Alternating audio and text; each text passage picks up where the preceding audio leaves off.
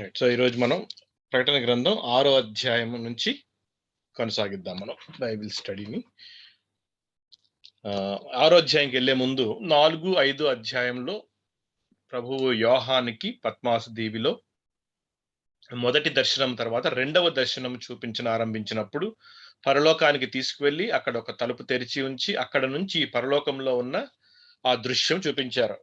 ముఖ్యంగా అన్ని క్రమబద్ధముగా మధ్య నుంచి బయటకు వెళ్ళినట్లుగా ఒక్కొక్క దృశ్యము కనబడుతుండగా యోహాను దాన్ని అర్థం చేసుకుని రాయడం జరిగింది. సింహాసనాసీనుడైన తండ్రి అయిన దేవుడు, ఆ తరువాత 4 జీవులు, తరువాత సింహాసనం ముందున్న దేవుని 7 ఆత్మలు, 24 పెద్దలు. ఆ తరువాత 5వ అధ్యాయంలో చూసినట్లయితే మనకి సింహాసనాసీనుడైన తండ్రి చేతిలో ఉన్న ఆ గ్రంథపు చుట్టను పరిచయం చేశాడు యోహానికి కనపరిచారు. సో అది తీసుకోవడానికి ఎవరు యోగ్యుడు అన్న ఆ సందర్భం ముందు కొనసాగుతూ మరి యేసుక్రీస్తు ప్రభు ఒక్కరే దానికి యోగ్యత కలిగిన వారు, అది ఎందుకు అని చెప్పి అదంతా 5వ అధ్యాయం అంతా కూడా మనకి వివరించబడింది. అక్కడున్న జీవులు 24 పెద్దలే కాకుండా మరొక దృశ్యం ఆఖరణ యోహానికి కనపడింది. ఎవరు? కోట్ల కొలది దేవదూతలందరూ కూడా ఆ సింహాసనాన్ని ఆవరించి అందరూ కలిసి యేసుక్రీస్తు ప్రభువుకి ఏమి చెందుతాయో, ప్రభువు ఏమి పొందనర్హుడో ఆ స్తుతి గీతముతో 5వ అధ్యాయం ముగిసింది. మరి ఆ స్తుతి గీతం ముందు మరి ప్రభు ఏం చేశారు? ఆ గొర్రెపిల్లలాగా కనపడిన ప్రభువు 7 కొమ్ములతోనూ 7 కన్నులతోనూ వధింపబడిన గొర్రెపిల్లలాగా సింహాసనము మధ్యన నిలువబడి తండ్రి చేతిలో ఉన్న ఆ గ్రంథపు చుట్టని తీసుకున్నారు. మనం ఆల్రెడీ ధ్యానించాము. ఆ గ్రంథపు చుట్ట దేనికి సాదృశ్యము అంటే ఐశ్వర్యము. తండ్రి అయిన దేవుడు తన కుమారుడైన యేసుక్రీస్తుకి ఇచ్చే వారసత్వపు ఐశ్వర్యమునకు అది సాదృశ్యము. అయితే అంతేకాకుండా మరి ప్రభువు యూదా గోత్రపు సింహము, దావీదు వేరు అని కూడా మనం ధ్యానించాం కనుక మరి ప్రభువు యొక్క ఒక రోల్ అంటే ఒక విధి నిర్వర్తించాలి యేసుక్రీస్తు ప్రభు. ఏమిటది? తన శత్రువులందరినీ కూడా తన పాదము కింద తీసుకోవాలి, అందరినీ పాదం కింద త్రొక్కివేయాలి, అణచివేయాలి. అది ఎవరు చేస్తా అన్నారు? తండ్రి చేస్తానన్నారు. సో నేను నీ పాదముల కింద నీ శత్రువులందరినీ నీ పాదపీఠం చేయు వరకు నీవు నా కుడి పార్శ్వమున కూర్చుండి ఉండుము అన్న వాగ్దానం ఇచ్చి పరలోకమునకు ఆరోహణమైన తరువాత అక్కడ ఉన్నారు యేసుక్రీస్తు ప్రభు. ఇప్పుడు ఏం జరుగుతుంది? మరి తండ్రి చేతిలోంచి ఆ వారసత్వపు ఆ ఐశ్వర్యము తీసుకోవడానికి, ఆ టైటిల్ డీడ్, ఆ గ్రంథపు చుట్టను తీసుకున్నప్పుడు కొన్ని సంఘటనలు జరిగిన తరువాత ఆ వారసత్వం ప్రభువుకు వస్తుంది. ఆ సంఘటనలు జరగడానికి తండ్రి విధించిన నియమావళే ఈ 7 ముద్రలు అదనమాట.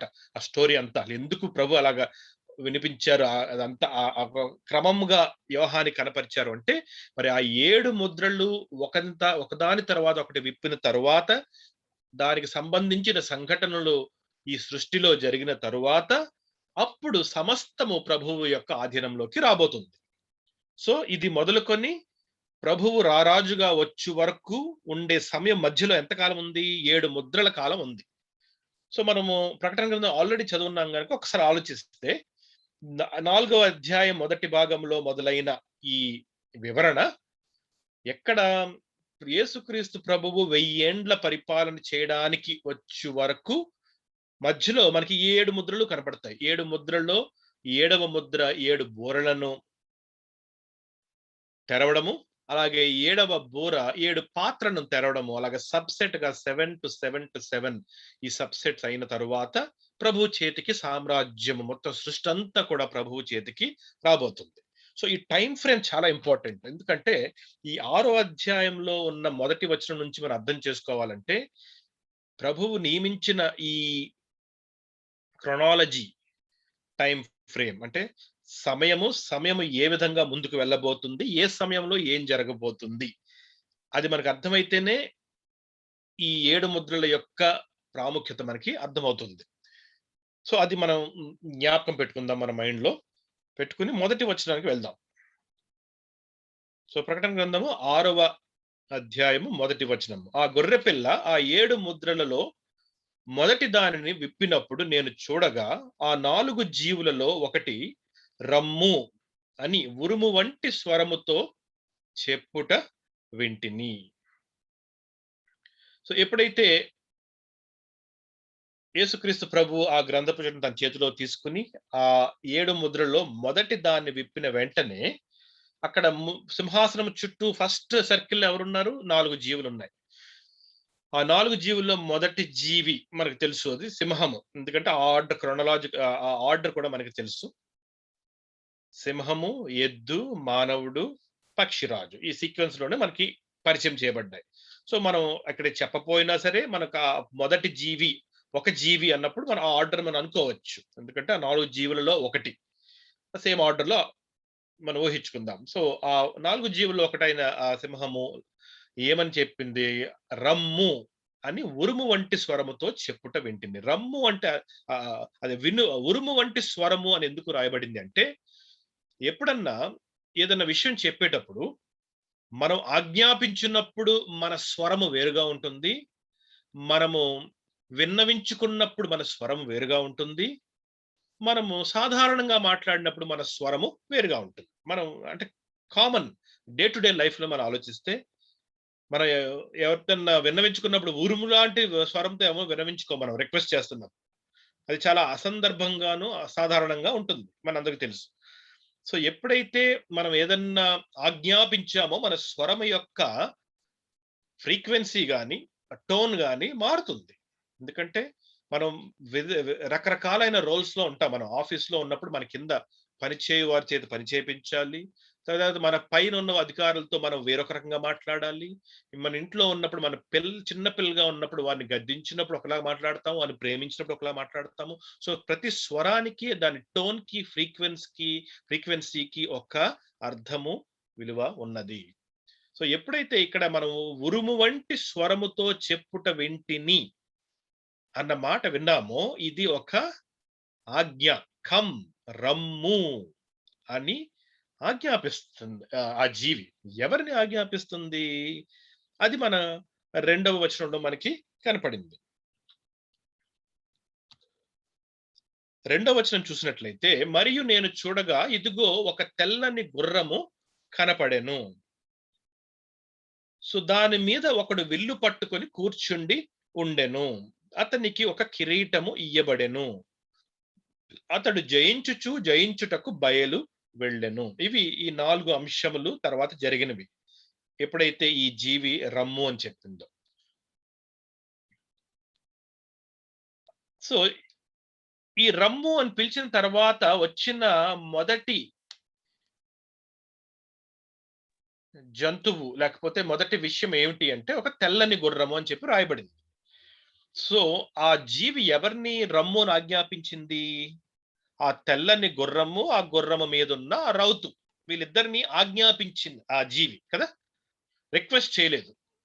ఎందుకు చెప్తున్నానో జాగ్రత్తగా గమనించండి. విన్నవించుకోలేదు. ఆజ్ఞాపించింది. అంటే ఈ 4 జీవుల కంటే కింద ఆజ్ఞాపించబడి చేయవలసిన పరిస్థితిలో ఈ తెల్లని గుర్రము, ఆ రౌతు ఉన్నవి. అదనమాట పాయింట్. నేను ఆ పాయింట్‌కి తీసుకొచ్చాను నేను. దానికొక కారణం ఉంది. ఎందుకంటే ఆ తెల్లని గుర్రము, ఆ తెల్లని గుర్రం మీద ఉన్న రౌతు ఎవరు అన్న విషయం గురించి ఆలోచించాలి కాబట్టి, కాంటెక్స్ట్ మనం అర్థం చేసుకుంటే అప్పుడు మనకు అర్థమవుతుందన్నమాట. ఒకళ్ళ తర్వాత ఒకళ్ళు ఈ ఈ ఈ కనపడుతున్న ఈ గుర్రము, ఆ రౌతులు ఎవరు? ఏం చేయబోతున్నారు అని. రైట్? సో ఆ జీవులలో ఒక జీవి రమ్ము అని చెప్పిన వెంటనే మనకి తెల్లని గుర్రము, గుర్రం మీద రౌతు. ఆ రౌతుకి అంటే గుర్రం నడిపించేవాడికి విల్లు పట్టుకొని కూర్చున్నాడు. కిరీటం ఉన్నది. అతను జయించుటకు బయలు వెళ్ళెను. అది నెక్స్ట్ వచనం. అయితే మనం అప్పుడే అక్కడికి వెళ్ళట్లేదు మనం. విల్లు, కిరీటము జయించడాని వరకు ఇంకా వెళ్ళక ముందు ఆల్‌మోస్ట్ ఈ రోజంతా కూడా మనము ఒక 1 అవర్ మేబీ 45 మినిట్స్ ఎంత టైం పడుతుందో నాకు తెలీదు. అసలు ఈ గుర్రము అనే ఈ స్ పరిస్థితి ఎందుకున్నది అక్కడ? అంటే దేవుడు గుర్రముని ఎందుకు రప్పించారు? అక్కడ మొదలవుతుందన్నమాట. ఎందుకంటే ఫస్ట్ కనపడింది గుర్రము. ఆజ్ఞాపించింది గుర్రానికి. గుర్రము అనేది ఒక జంతువు మనందరికీ తెలుసు. సో ఎందుకు గుర్రము? ఎందుకు వేరే జంతువు కాదు? అసలు ఎందుకు రౌతే ఒక మనిషే కాదు? అసలు గుర్రము, ఆ గుర్రం మీద రౌతు ఎందుకు గుర్రముతో మొదలైంది? మనం అది స్టడీ చేయకపోతే, ఆ 4 ముద్రల్లో ఓపెన్ అయినప్పుడు వచ్చే 4 గుర్రాల గురించి మనకి అర్థం కాదు. కాబట్టి మనం మళ్ళీ ఒకసారి ముందుకు వెళ్లి, పాత నిబంధనలో ప్రభువు ప్రవచన వాక్యములలో గుర్రమునకు సంబంధించి ఏ విధమైన ప్రవచనములు ఇంతకు ముందు ప్రవక్తలకు ఇచ్చారో మనం ఒకసారి ధ్యానిస్తే, అప్పుడు మనకి స్పష్టంగా ప్రకటన గ్రంథములో యోహాను అను ప్రవక్తకు కూడా ఈ గుర్రము అనే ఈ దృశ్యము ఎందుకు చూపించారో మనకి అర్థమవుతుంది. సో అందరం కూడా జెకర్యా గ్రంథము 1వ అధ్యాయము 8వ వచనంకి వెళ్దాం. సో స్క్రీన్ మీదే ఉంచాను కాబట్టి మీరు బైబిల్ ఓపెన్ చేసినా పర్వాలేదు, స్క్రీన్ ఫాలో అయినా పర్వాలేదు. కానీ జాగ్రత్తగా ఫాలో అవ్వండి ఈ టెక్స్ట్ అంతా కూడా. ఈ జెకర్యా గ్రంథం ఎందుకు రాయబడింది అంటే, ప్రభువు జెకర్యా బబులోను సామ్రాజ్యంలో వీరు 70 సంవత్సరములు ఆహ్, పరవాసము. ఎందుకంటే వాళ్ళని అక్కడి నుంచి స్కాటర్ చేయించి వాళ్ళు అనేక దిశలుగా పంపించినప్పుడు బబులోనికి యూదా నుంచి యెరూషలేము నుంచి బబులోను రాజైన నెబుకద్నెజరు వారిని తీసుకెళ్ళిపోయి బందీలుగా తీసుకెళ్ళిపోయి అక్కడ ఈ 70 సంవత్సరములు వారు అక్కడ బబులోను రాజ్యంలో ఉన్నారు. ఆ 70 సంవత్సరాలు అయిపోయిన తరువాత వీరందరూ కూడా మరి ఇర్మియాకి దేవుడిచ్చిన వాగ్దానం ప్రకారం తిరిగి రావాలని చెప్పి ఆ ప్రార్థన చేస్తున్నారు. ప్రభువా మీరు మమ్మల్ని తిరిగి మా దేశానికి తీసుకెళ్తారు కదా! అని ఈ జకరియా గాని, దానియేలు గాని వీరందరూ ఒకే టైంలో ఉన్న కాంటెంపరరీస్ వీళ్ళందరూ కూడా. వారందరూ ప్రార్థన చేయడం జరిగింది. అయితే ఈ జకరియా గ్రంథంలో ప్రత్యేకంగా మరి తిరిగి వెళ్లి అక్కడ మందిరము కట్టాలి గాబట్టి అక్కడికి ప్రభువు ఒక ప్రవచన వాక్యము ద్వారా ఫిజికల్‌గా ఏం జరుగుతుంది? ఆ ఫిజికల్‌గా జరిగే వెనుక ఇది ఫిజికల్‌గా అనేది ఒక నీడలాంటి విషయమైతే, అసలైన నిజమైన విషయము, ఆత్మీయమైన విషయము, ప్రాముఖ్యమైన విషయము, ఈ ఫిజికల్‌గా జరిగే ఈ టెంపుల్ బిల్డింగ్ గాని, ఇక్కడున్న మనుషులు గాని, వారి వెనుక ఏం జరగబోతుంది అని ప్రవచనాత్మకంగా ఈ జెకర్యా గ్రంథం అంతా రాయించారు. జెకర్యా చేత.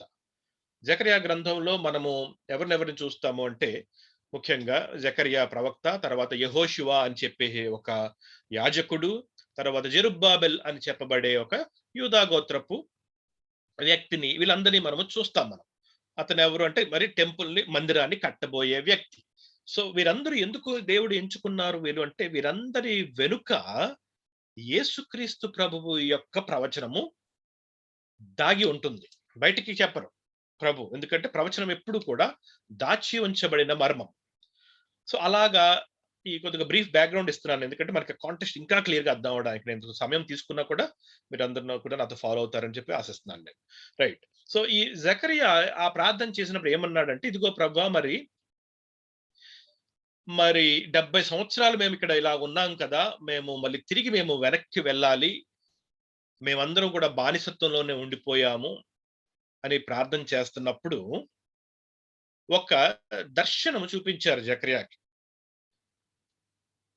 అంతే కాకుండా ఇక్కడున్న ప్రవక్తలందరూ ఇర్మియా గాని, జకర్యా గాని వీరందరూ కూడా చుట్టుపక్కల ఉన్న దేశాలన్నీ కూడా వాళ్ళు సుభిక్షంగా, వాళ్ళు సంతోషంగా వాళ్ళు రాజ్యాధికారం చేస్తున్నారు. మేమేమో రాజ్యాన్ని కోల్పోయి బానిసత్వంలో మేము ఈ బబులోను రాజ్యంలో బందీలుగా ఉన్నాం మేము అని వారి మొర పెట్టుకుంటున్నారు వాళ్ళు. ప్రభు ఏమన్నారంటే జకర్యాకి నీకొక దర్శనం చూపిస్తాను నేను. కొన్ని విషయాలు నీకు చెప్తాను నేను అని ఈ 8వ వచనం నుంచి మొదలవుతుంది ఆ దర్శనం. రాత్రి ఎర్రని గుర్రమునెక్కిన మనుష్యుడొకడు నాకు కనపడెను. అతడు లోయలోనున్న గొంజి చెట్లలో నిలువబడి ఉండగా అతని వెనుక ఎర్రని గుర్రములను, చుక్కలు చుక్కలు గల గుర్రములను, తెల్లని గుర్రములను కనపడెను. అప్పుడు నా ఏలినవాడా ఇవి ఏమి అని నేను అడుగగా, నాతో మాటలాడు దూత ఇవి ఏమి అయినది నేను నీకు తెలియజేతును అనెను. సో ఏం జరిగింది? జకరియా చూస్తున్న దర్శనంలో ఒక గొంజి చెట్టు, ఒకటి కాదు అనేకమైన గొంజి చెట్లు ఉన్న ఒక ప్రదేశంలో ఒక మనిషి నిలబడి ఉన్నాడు. ఆ మనిషి ఎక్కడున్నాడు? గుర్రం మీద ఎక్కి ఉన్నాడు. కాంటెక్స్ట్ చూద్దాం. సో అనేకమైన గొంజి చెట్లు ఉన్నాయి. ఆ గొంజి చెట్లు మిర్టిల్ ట్రీస్ అంటారు ఇంగ్లీష్ లో. వాటి మధ్యలో ఒక మనిషి గుర్రం ఎక్కి ఉన్నాడు. ఆ మనిషి వెనుకాతల రెడ్ హార్స్, స్పాటెడ్ హార్సెస్, తర్వాత వైట్ హార్సెస్, 3 రకాల గుర్రములు అన్ని రెడీగా ఉన్నాయి వెనకాతల. అప్పుడు జకరియా అడుగుతున్నాడు, ఏలినవాడ అంటే లార్డ్ అని అర్థం అన్నమాట. ఎవరిని? అక్కడ దేవదూత. ఎందుకంటే దేవదూత చూపించిన ఆ దర్శనము. సో ఆ దేవదూత ఆ దర్శనం చూపించినప్పుడు ఏలినవాడ ఇవి ఏమి అంటే ఏది ఏమి? అక్కడ ఉన్న మనిషి ఎవరు? ఆ మనిషి ఎక్కిన గుర్రం ఏమిటి? ఆ గుర్రము వెనకాతల మనిషిని ఆ రౌతు వెనకాతల ఉన్న 3 రకాల ఈ గుర్రాలు ఏమిటి? ఇవన్నీ ఏమిటి?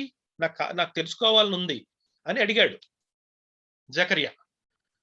అప్పుడు నాతో మాట్లాడు దూత, దేవదూత ఏమో మాట్లాడుతున్నాడు.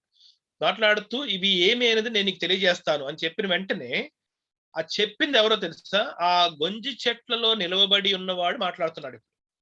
అప్పుడు గొంజి చెట్లలో నిలవబడి ఉన్నవాడు, ఇవి లోకమంతటను తిరుగులాడుటకు యెహోవా పంపించిన గుర్రములు అని చెప్పెను. ఇది కీ వర్డ్ అన్నమాట మన స్టడీకి. అందరూ కూడా అండర్లైన్ చేసుకోండి. సో ఆ మర్మము దేవదూత అక్కడున్న గుర్రపు రౌతు ద్వారా విప్పించారు ఆ మర్మాన్ని. ఏమని? నీకు వెనకాల గుర్రాలు కనపడుతున్నాయి కదా, ఈ గుర్రాలకి ఒక పర్పస్ ఉంది.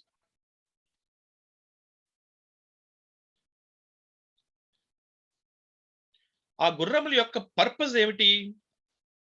అవన్నీ లోకమంతటా తిరుగులాడుటకు యెహోవా పంపించిన గుర్రములు. సో ఎవరు పంపించారు వీటిని? దేవుడు పంపించారు. ఎక్కడికి వెళ్ళాలి గుర్రాలు? లోకమంతటికి తిరుగులాడాలి. అది ఫస్ట్ మనకు అర్థమవుతుంది అన్నమాట. గుర్రము అనేది ఎందుకు చూస్ చేసుకున్నారు దేవుడు అంటే, పర్పస్ ఏంటంటే అవి లోకమంతా వెళ్ళాలి. మరి లోకమంతా వెళ్ళాలంటే అనేకమైన జంతువులు ఉన్నాయి, ట్రావెల్ చేసే జంతువులు. అసలు జంతువులే అనేకం ఉన్నాయి. ఎందుకు ఏ జంతువు అయితే ఆ జంతువు అవ్వలేదు?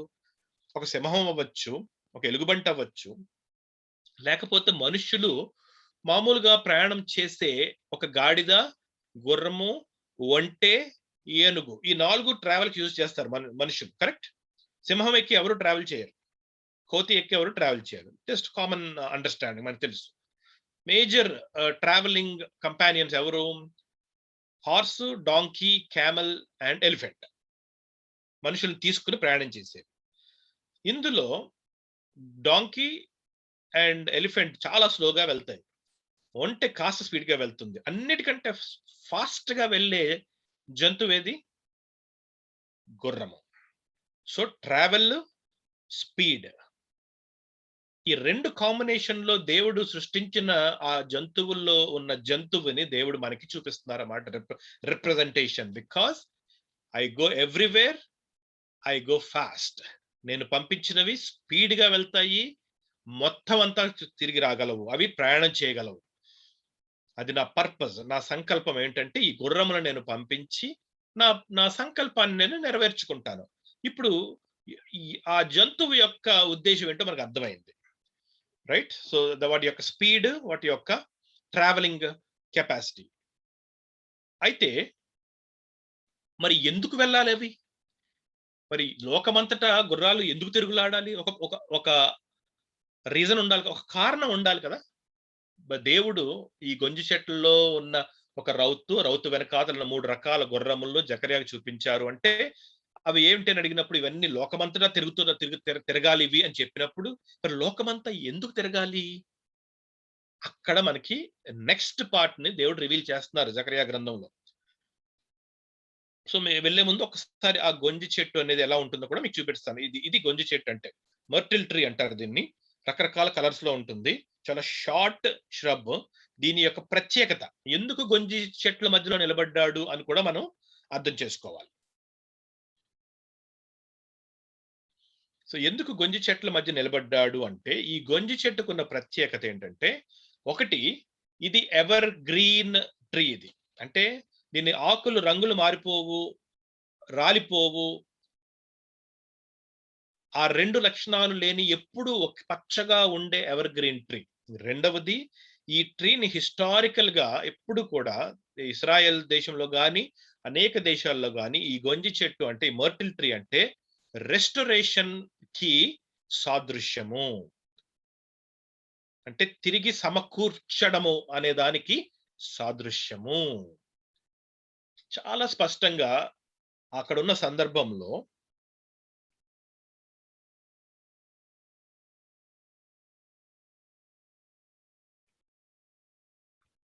మరి ఇప్పుడు అర్థమవుతుంది గొంజి చెట్టు ఎందుకు ప్రభు నియమించుకున్నారు.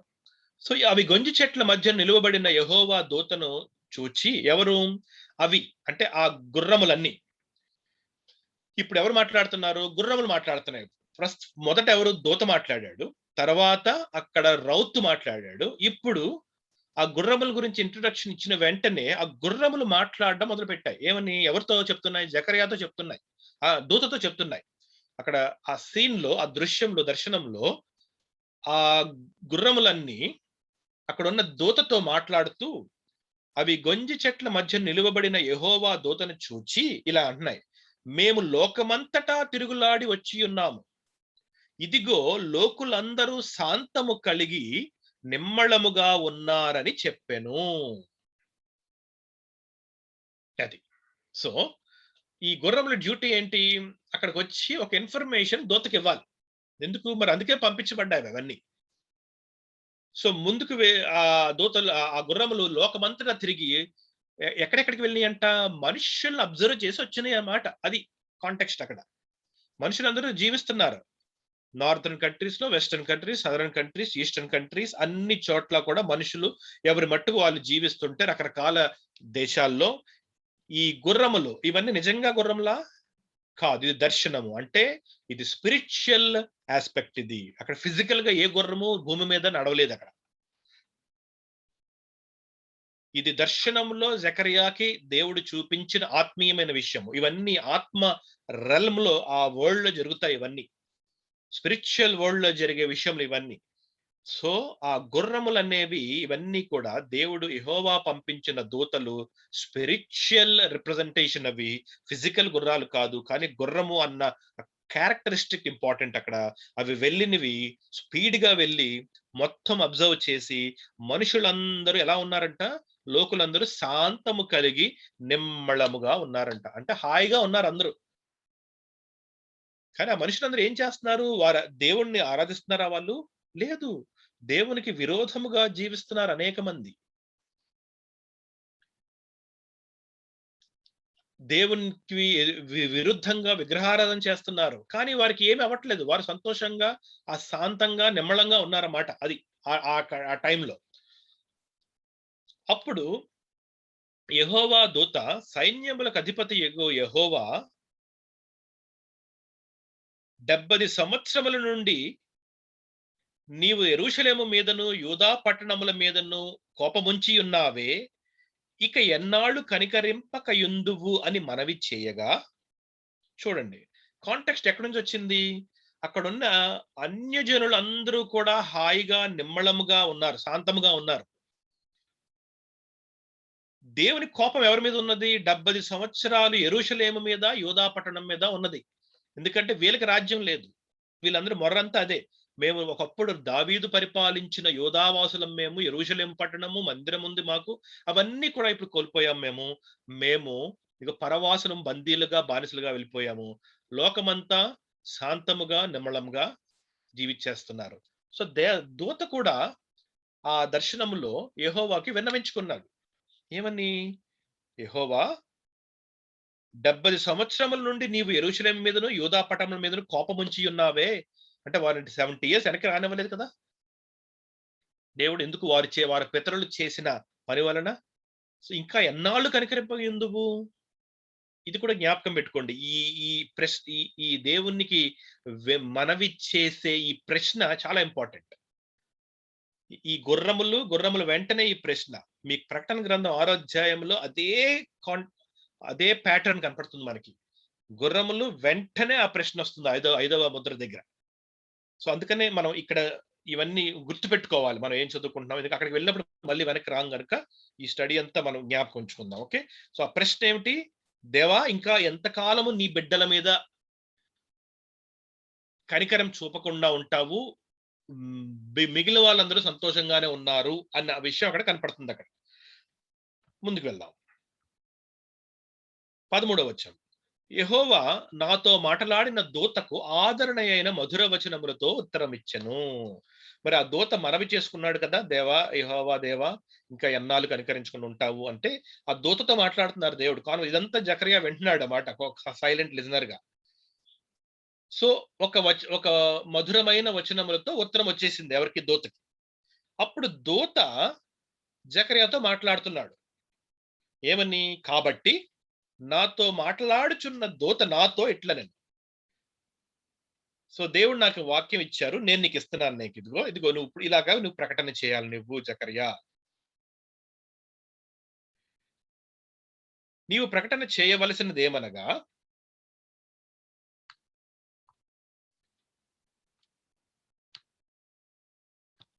సైన్యములకు అధిపతియగు యెహోవా ఈలాగు సెలవిచ్చుచున్నాడు. నేను యెరూషలేము విషయములోను సియోను విషయంలోను అధికాసక్తి కలిగి ఉన్నాను. నిమ్మళముగా ఉన్న అన్యజనుల మీద నేను బహుగా కోపించుచున్నాను. ఇది కాంటెక్స్ట్. సో ఎప్పుడైతే ఈ దూత యెహోవాకు పెట్టాడో యెహోవా దూతకిచ్చిన ఆ మధుర వచనం ఏంటో తెలుసా? నువ్వు అనుకున్నట్టు నాకేమీ యూదా మీద, యెరూషలేం మీద ప్రేమ లేక కాదు. వారిని నేను గద్దించి శిక్షిస్తున్నాను. కానీ వారి మీద నాకు అధికాసక్తి ఉన్నది. వారి మీద నాకు ప్రేమ ఉన్నది. సియోను విషయంలోను, యెరూషలేం విషయంలోను నాకు ప్రేమ ఉన్నది. నువ్వు అనుకుంటున్నట్టు ఈ లోకంలో మనుషులందరూ నిమ్మళంగా ఉన్నారు. మరి గుర్రాలు వెళ్ళినాయి కదా, వెళ్ళి చూసొచ్చినాయి కదా, ఏం రిపోర్ట్ ఇచ్చినవి గుర్రములు? అందరూ నిమ్మళముగా శాంతముగా ఉన్నారు. అంటే వారు నిమ్మళముగా శాంతముగా ఉన్నారంటే అర్థం ఏంటంటే వారు మంచి చేస్తున్నట్టు కాదు. వారందరూ దేవునికి ప్రీతికరంగా జీవిస్తున్నట్టు కాదు. ఆ సమయంలో దేవుడు వదిలిపెట్టారు. కాబట్టి దేవుడు ఏమంటున్నారంటే, మీరు వారు అలా శాంతంగా ఉన్నారని చెప్పేసి మీరేమి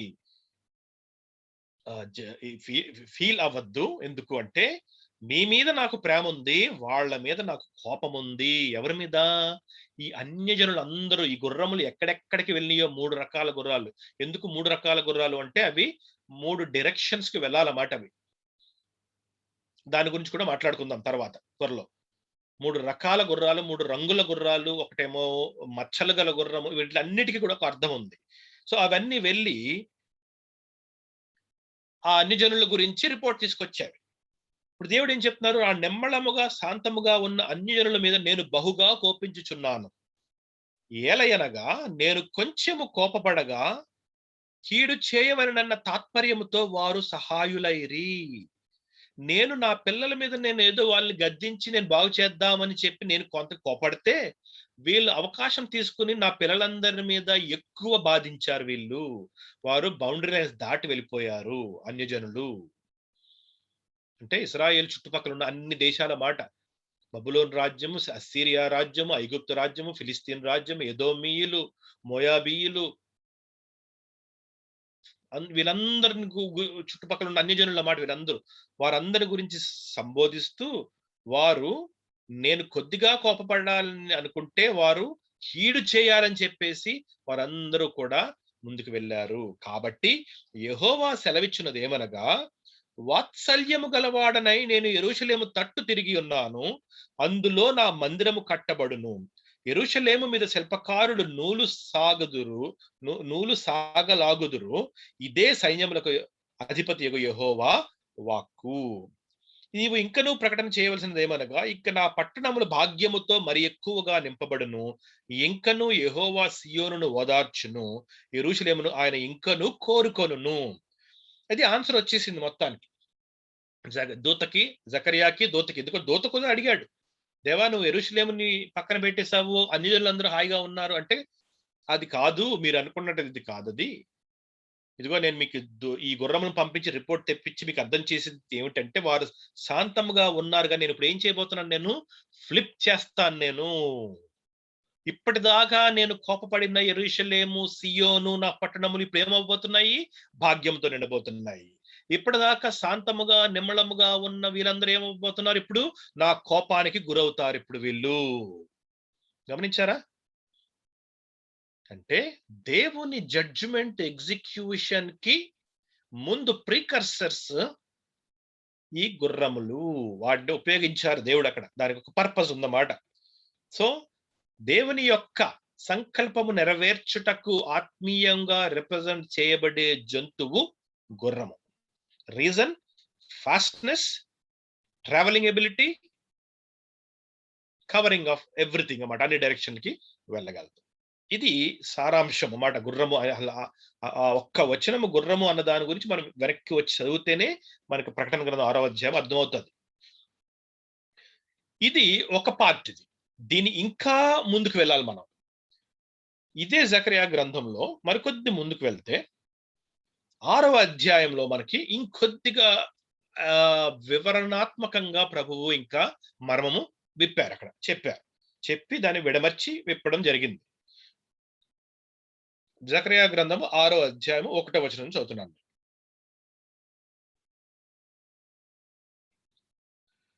నేను మరల తేరి చూడగా 2 పర్వతముల మధ్య నుండి 4 రథములు బయలుదేరుచుండెను.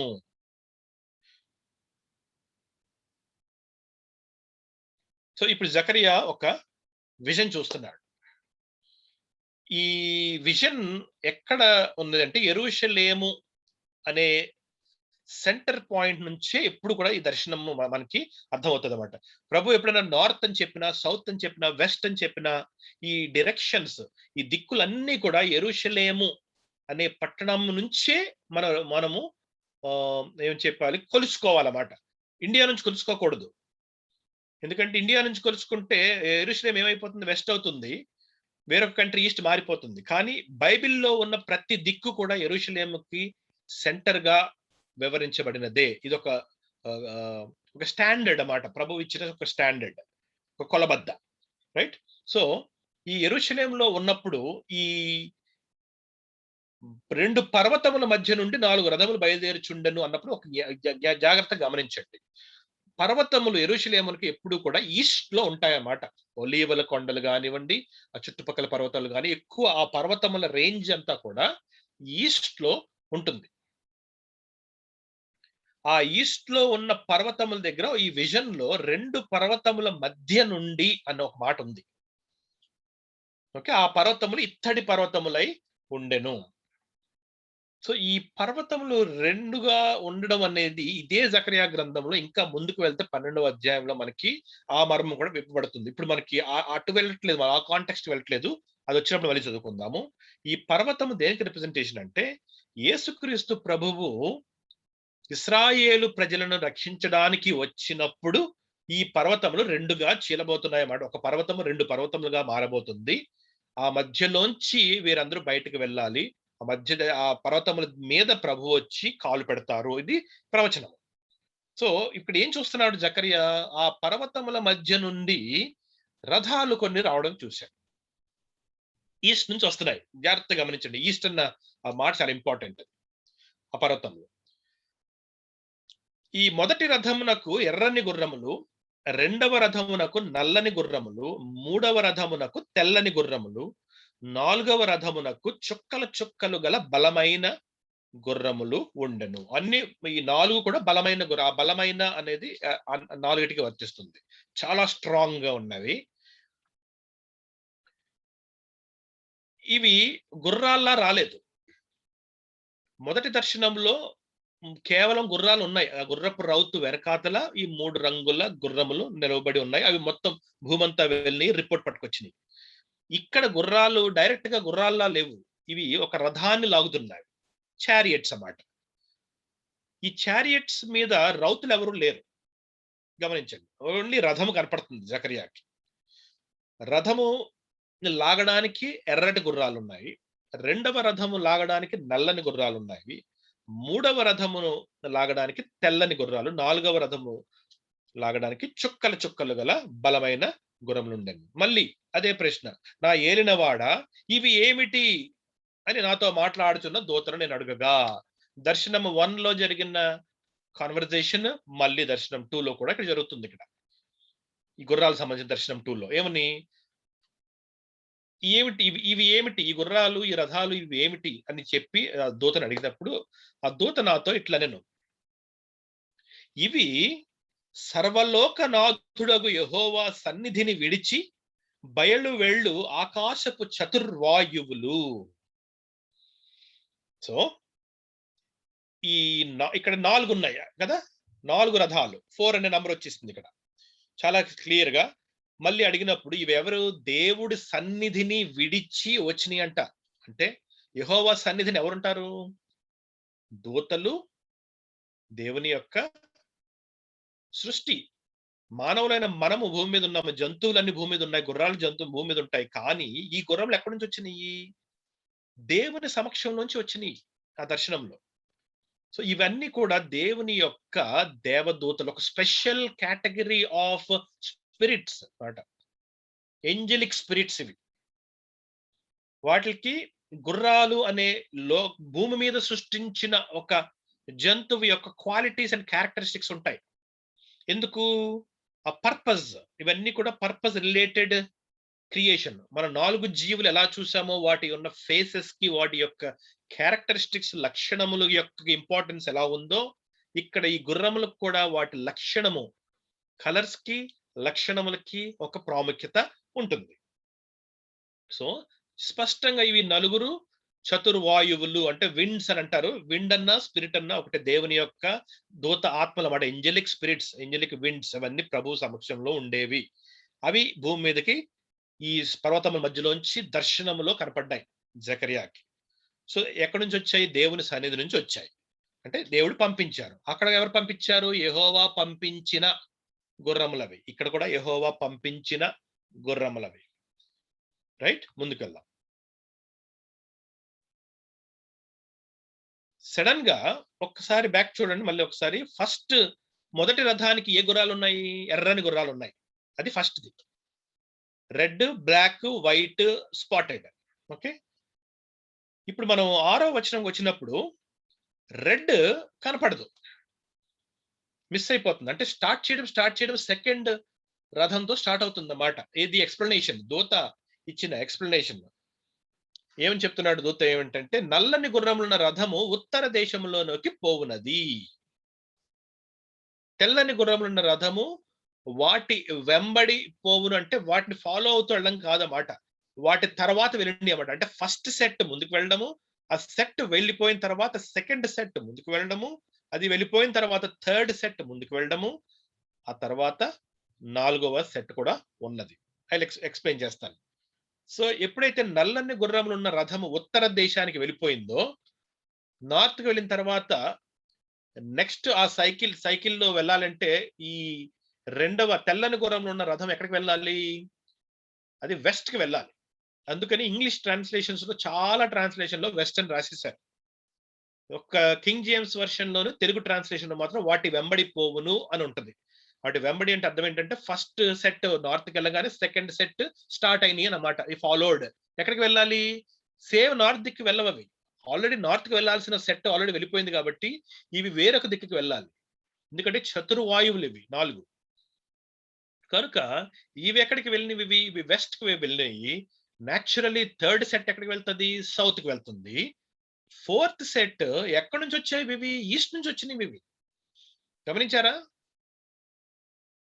2 పర్వతముల మధ్య నుంచి 4 రథాలు వచ్చినాయని చెప్పాను కదా, అది రావడమే ఈస్ట్ నుంచి వచ్చినాయి. సో ఆ 4వ రథం ఈస్ట్ లో ఆల్రెడీ ఉన్నది. అందుకనే అది ఈస్ట్ కి వెళ్ళింది అని చెప్పి మీకు రాయబడ్డ కనపడదు మీకు. 4 రథాలు ఎక్స్ప్లెయిన్ చేసిన దూత అవి ఎక్కడికి వెళ్తున్నాయని చెప్పినప్పుడు 3 రథాల గురించి చెప్పి ఆగిపోయాడు. ఆ రెడ్ హార్సెస్ ఫస్ట్ చెప్పింది అక్కడే ఆగిందన్నమాట. ద ఫస్ట్ ఈస్ట్ కి రిప్రజెంటేషన్. మిగిలిన 3 మిగిలిన 3 దగ్గరికి వెళ్ళాలి. నా దిక్కు ఈస్ట్, నేను ఇక్కడే ఉంటాను, మీరు యు గో. ఈస్ట్ నుంచి వచ్చారు కదా అందరూ, ఇవన్నీ ముందుకు వెళ్ళినాయి అన్నమాట. ఇంత డీటెయిల్ ఉంటుంది ఈ ఈ సందర్భంలోను, ఈ దర్శనంలోను. ఇంకా ముందుకు వెళ్ళాలి మనం, ఇంకా లోతుకు వెళ్ళాలి. మరి ఎందుకు పంపిస్తున్నారు దేవుడు? అక్కడ గుర్రాలను పంపించినప్పుడు మనకి స్పష్టంగా సంకల్పం అర్థమైంది. దూతకి, జకర్యాకి, వీళ్ళందరికీ మనుష్యులు ఎలాగున్నారో, యెరూషలేము ఎలాగుందో కాంట్రాస్ట్ చేసి చూపించడానికి గుర్రాలను పంపించి ఆ దర్శనంలో ప్రభువు ఎక్స్ప్లెయిన్ చేశారు. దూత ఆ గుర్రాలు వెళ్ళి అందరూ నిమ్మలంగా ఉన్నారు, హాయిగా ఉన్నారు. యెరూషలేమేమో బాగా బాధతో ఉంది అని చెప్పి వీళ్ళకే తెలుసు. సో ఆ గుర్రాల యొక్క పర్పస్ అయిపోయింది అక్కడ. నెక్స్ట్ దర్శనంలో ఈ గుర్రాలు మళ్ళీ ఎక్కడికి వెళ్తున్నాయంట? ఈ ఉత్తర దేశానికి, దక్షిణ దేశానికి, పడమర దేశానికి, ఈస్ట్ లో కూడా ఉన్నది. అక్కడ కూడా వెళ్ళి ఉన్నాయి. ఇవెవరు? బలమైన ఈ గుర్రములు బయలు వెళ్లి లోకమంతటా సంచరింప ప్రయత్నింపగా, పోయి లోకమంతటా సంచరించుడి అని అతడు సెలవిచ్చాను. కనుక అవి లోకమందంతటా సంచరించుచుండెను. ఓకే. సో ఈ గుర్రాలు ముందుకు వెళ్తాము, మొత్తం భూమంతా మేము చుట్టొస్తాము అని చెప్పి మేము వెళ్తామని అడిగితే, అక్కడ దూత ఆజ్ఞాపించాడు. యెస్, మీరెళ్ళాలి. మీరు అందుకోసమే మీరు పిలువబడ్డారు. వెళ్ళండి అని చెప్పిన తర్వాత ఈ 4 రథాలు ఎక్కడికి వెళ్ళినియి? ఈ 4 దిక్కులకి భూమంతా కవర్ చేసేసినియి. అయితే అప్పుడతడు నన్ను పిలిచి, ఉత్తర దేశంలోనికి పోవు వాటిని చూడుము. అవి ఉత్తర దేశమందు నా ఆత్మను నెమ్మది పరచునని నాతో అనెను. సో ఈ ఉత్తర దేశానికి పంపింపబడిన ఈ నల్లని గుర్రములు ఎక్కడికి వెళ్ళినవి? ఈ ఇస్రాయేలుకి నార్దర్న్ సైడ్, అంటే ఈ అస్సీరియన్ బాబిలోనియన్ ప్రాంతం వైపుకి వెళ్ళి, అక్కడ ఏం జరిగిందంట? దేవుని కోపము చల్లారింది. నా ఆత్మను నెమ్మది పరచును అంటే అర్థం ఏంటంటే, నాకు వారి మీద ఉన్న కోపాన్ని నేను తీర్చుకున్నాను. మొదటి దర్శనము ఓన్లీ రిపోర్ట్.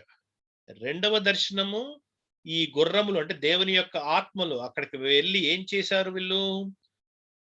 దేవుని యొక్క దూత ఆత్మలు అంటాం అన్నమాట, ఏంజెలిక్ స్పిరిట్స్.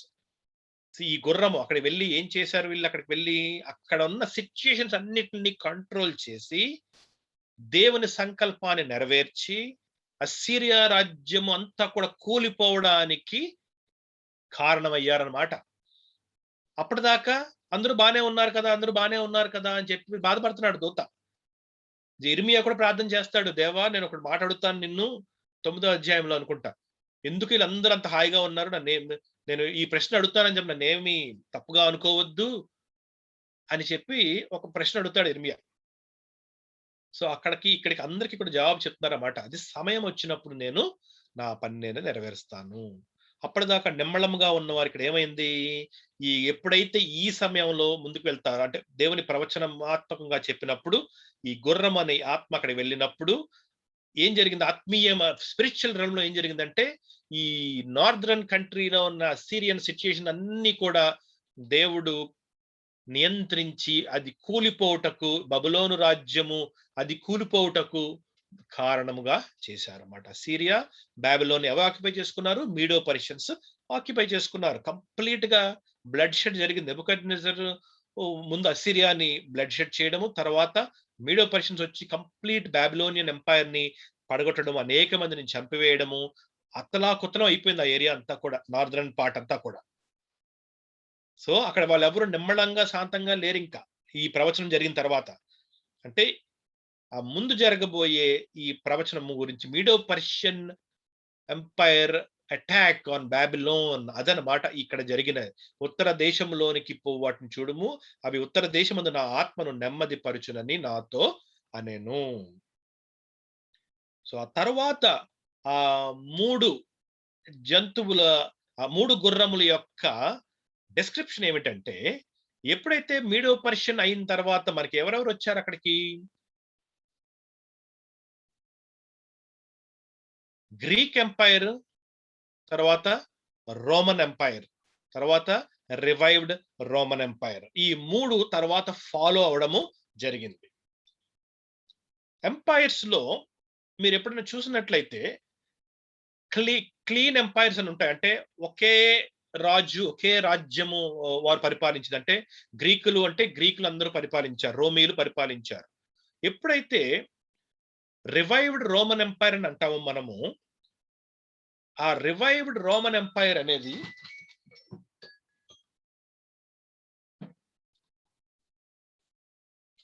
అనేక కంగ్లామరేషన్స్ అంటే అనేక విధమైన కలయికలకు సంబంధించిన ఎంపైర్ అన్నమాట అది. రివైవ్డ్ రోమన్ ఎంపైర్ ముఖ్యంగా ఎక్కడున్నది అది? Eastern part of the Europe లో స్టార్ట్ అయింది అది. అదే రంగులు మారుతూ బ్రిటిష్ సామ్రాజ్యంగా ఈ రోజు బ్రిటిష్ అండ్ అమెరికన్ సామ్రాజ్యంగా తయారైనది. కరెక్ట్? సో మనకి తెలుసు. సో ఈ స్పెకిల్డ్ గుర్రము, ఎందుకు చుక్కలు గల గుర్రము అన్న విషయము అక్కడ కనపడుతుంది అంటే, ఈ స్పెకిల్డ్ డాపిల్డ్ గాని స్పెకిల్డ్ గాని ఈ గుర్రం ఎలా వస్తాయి అంటే వాళ్ళ జీన్ మ్యూటేషన్ ద్వారా వస్తాయి. జాగ్రత్తగా గమనించండి, కొద్దిగా సైంటిఫిక్ రిలేటెడ్ ఐటమ్ ఇది. ప్లెయిన్ కలర్స్ ఉన్న గుర్రాలు అనేది నార్మల్ రిప్రొడక్షన్ లో వస్తాయి. ఎప్పుడైతే జీన్స్ మ్యూటేట్ అవుతాయో, మారుతూ వస్తాయో, వాటి యొక్క రంగుల్లో ఈ కొత్త మచ్చలు గాని ఈ కలర్స్ గాని మారిపోతూ ఉంటాయి అన్నమాట. మ్యూటేషన్ జరగాలి ఈ చుక్కలు రావాలి అంటే, రైట్? సో ఈ డాపిల్డ్ హార్సెస్ ని ఎందుకు దేవుడు అక్కడ ఉంచారు అంటే, ఒక ఎలిమెంట్ లో ఈ ప్రపంచం అంతా ముందుకు వెళ్తున్నప్పుడు 4 దిక్కులు అని చెప్పినప్పుడు, ఈ దిక్కులు అనేది ఎగ్జాక్ట్ గా దిక్కులు అన్న ప్లేసెస్ కి సంబంధించింది కాదు, కానీ 4 టైం పీరియడ్స్ లో మనుషులకి నేను నెమ్మది లేకుండా వారి మీద నేను కోపం చూపిస్తాను. అంటే ఏం జరుగుతాయి అక్కడ? యుద్ధాలు జరగాలి అక్కడ. అంటే మీడో పర్షియన్ ఎంపైర్ అలాగా ఒక 2000 3000 సంవత్సరాలు పరిపాలించింది అనుకోండి, అంత ప్రశాంతంగా ఉంటది. ప్రపంచంలో ఎవరి మీదకి యుద్ధానికి వెళ్ళరు, అంత నార్మల్ గానే అయిపోతుంది. దేవుడు అలా వదిలిపెట్టరు, అలజడికి సృష్టిస్తారు. దేవుడు ఏమంటున్నారు? నేను అన్ని జనులను ఎలా డీల్ చేస్తానో నాకు ఒక ప్రత్యేకమైన ప్రణాళిక ఉన్నది. ఒక చిన్న చేప వచ్చి ఒక కప్పని మింగితే, ఆ చిన్న చేపని మింగి ఇంకొక చేపని నేను తయారు చేస్తాను. ఆ చేప మళ్ళీ ఈ మొదటి చేపను మింగిందని చెప్పి సంతోషపడడానికి వీల్లేదు. ఆ రెండో చేపను మింగే మూడో చేపను నేను సృష్టిస్తాను, నేను నియమిస్తాను, నేను రాజుగా పెడతాను. ఆ చేపను మింగడానికి ఇంకొక చేపను తీసుకొస్తాను నేను. గమనించాలి, ఇదంతా మనకి ఈ దానియేలుకు చెందిన 4 జీవుల దర్శనంలోను, ఆ 4 ఫిజికల్ కెమికల్ ఎలిమెంట్స్ దర్శనంలోను, అన్నిట్లోనూ కూడా మనకి స్పష్టంగా కనపడుతుంది అన్నమాట. ఒకటి ఇన్ఫీరియర్ గా ఉంటే దానికి సుపీరియర్ గా ఉన్నది ఇంకొకటి వచ్చి దీన్ని కొలద్రోయడము. ఇది ఎక్కడ స్టార్ట్ అయింది? వీళ్ళు బబులోన్ లో 70 సంవత్సరములు బానిసత్వంలో ఉన్నప్పుడు స్టార్ట్ అయింది. ఎందుకు? బాబిలోన్ తో స్టార్ట్ అయింది అది.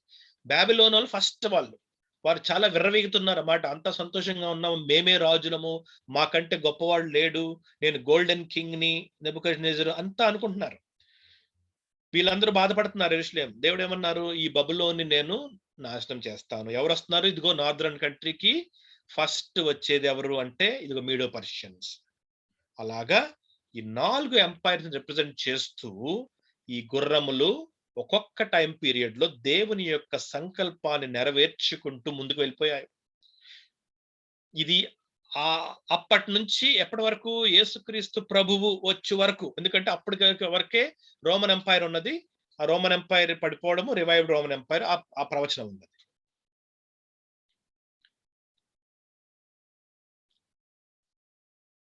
అదే కాంటెక్స్ట్ లో, అదే సందర్భంలో యోహానును పిలిచి మళ్ళీ ఇంకొక 4 గుర్రాల దర్శనాన్ని ప్రభువు చూపించడము జరిగింది. అక్కడ ఒక ప్రవక్త, ఆ కాలము, ఆ సందర్భము అవన్నీ ఫుల్ఫిల్ అయిపోయినవి. ఎందుకంటే రివైవ్డ్ రోమన్ ఎంపైర్ అది కంటిన్యూ అవుతుంది. ఆ కంటిన్యూయేషన్ ఎక్కడ ఉన్నదో, ఆ రివైవ్డ్ రోమన్ ఎంపైర్ యొక్క కంటిన్యూయేషన్ నుంచి స్టార్ట్ చేస్తూ యోహాను టైం పీరియడ్ నుంచి ఏం జరగబోతుందో ఆ గుర్రములను మళ్ళీ కాంటెక్స్ట్ లోకి తీసుకొచ్చి, సందర్భంలో తీసుకొచ్చి, మళ్ళీ దేవుడు తన మర్మములను యోహానికి ఇచ్చి మనందరికీ కూడా అవి వివరించడము జరుగుతుంది. అది ప్రకటన గ్రంథము 6వ అధ్యాయం యొక్క ఇంపార్టెన్స్, ప్రాముఖ్యత. సో ఇప్పుడు అందరం కూడా మళ్ళీ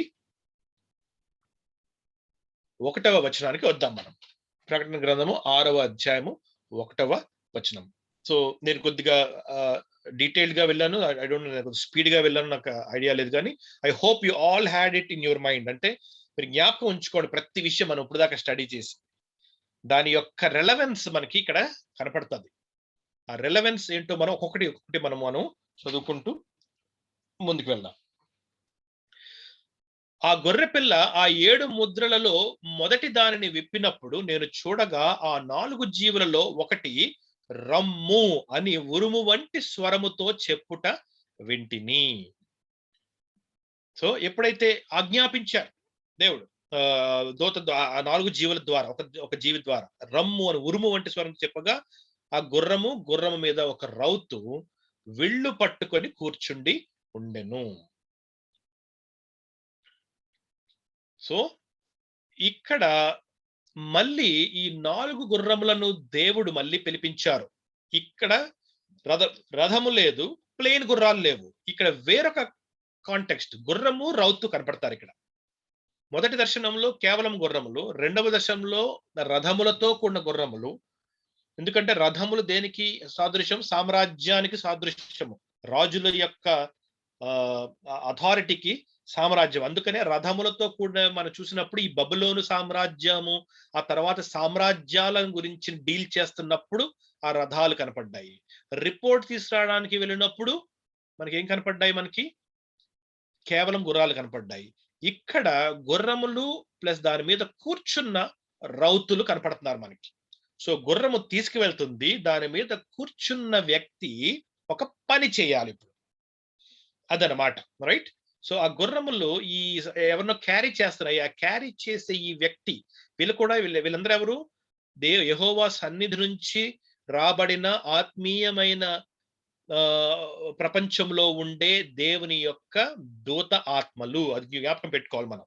ఫిజికల్ గా భూమి మీద ఏ గుర్రము వెళ్ళదు, ఏ మనిషి కనపడ్డు. ఇది దర్శనం, ఇది స్పిరిచువల్ రెల్మ్ లో జరిగే ట్రూత్ అన్నమాట ఇదంతా. సో ఎప్పుడైతే యేసుక్రీస్తు ప్రభువు మొదటి ముద్ర విప్పారో ఇక్కడ ఎక్కడ స్టార్ట్ టైం పీరియడ్ ఆలోచించాలి మనం. సో యోహాను కాలము 96 AD నుంచి జరగబోయే విషయాలు దేవుడు చెప్తున్నారన్నమాట. సో ఈ 96 AD దగ్గర స్టార్ట్ అయిన టైం పీరియడ్ లో మొదట ఇదిగో నేను ఒక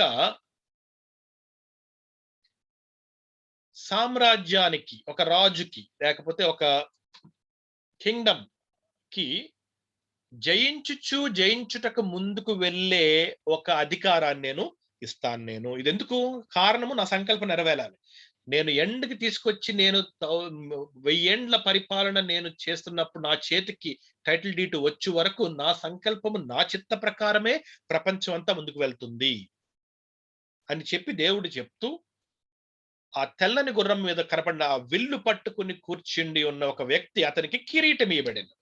అంటే ఏంటి? అధికారం. కిరీటం అంటే ఎప్పుడైతే కిరీటం వచ్చిందో, విల్లు వచ్చిందో, యుద్ధం చేయాలి, అధికారం తెచ్చుకోవాలి, యుద్ధం చేయాలి, అధికారం తెచ్చుకోవాలి. కరెక్ట్?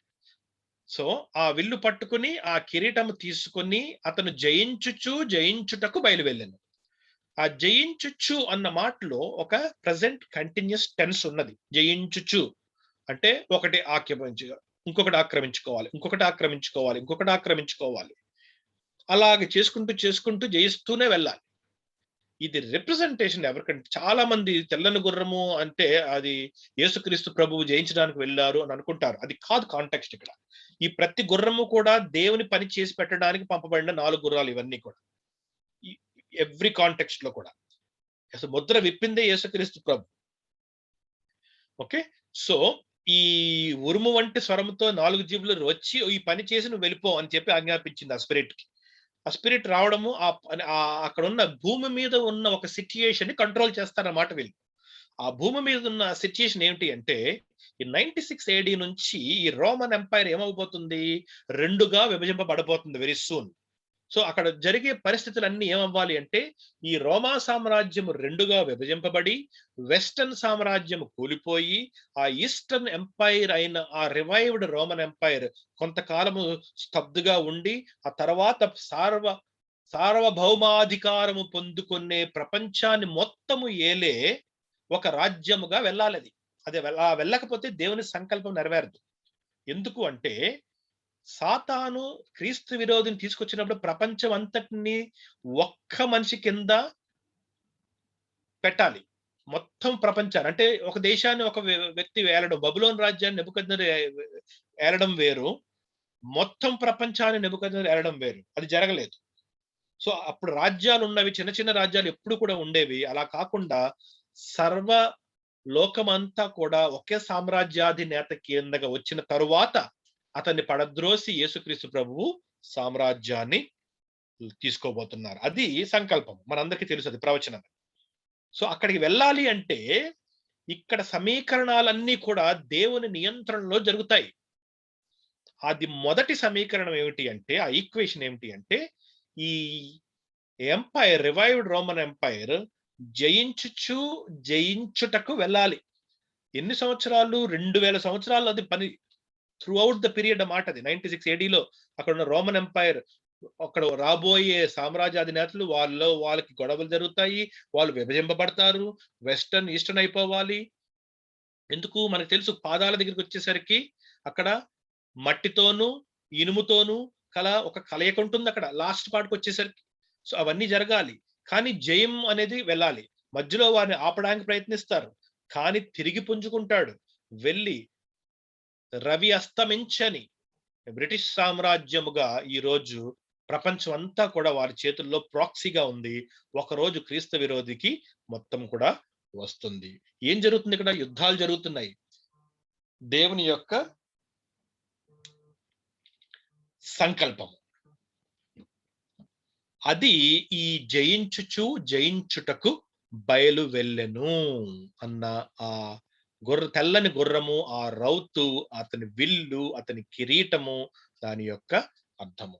ఇది చాలా అంటే డీటెయిల్డ్ ఎక్స్‌ప్లనేషన్ ఇది. పైకి చూస్తే మనకి అర్థం కాదు ఇది.